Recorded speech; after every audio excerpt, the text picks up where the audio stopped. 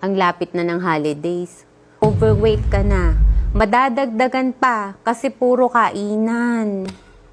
Huwag kang mag-alala. Kakaiwas ka dyan. Ito uminom ka lang ng house blend coffee by Shinjiro. Napaka-easy lang inumin. 30 minutes before meal, makakaramdam ka na ng pagkabusog. Kahit masarap ang handa, tikim-tikim ka lang, okay na. Masarap pa ang tulog mo sa gabi kasi decaffeinated ito, mocha flavor, at stevia ang gamit. Dati ganyan din ako From double XL to small. Damn! Ang sarap ng feeling guys, no? Na nasusuot mo yung mga gusto mong damit, lalo na pag mga ganitong holiday at special occasions.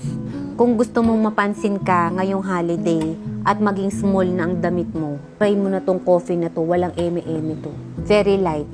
Kaya ano pang iniintay mo?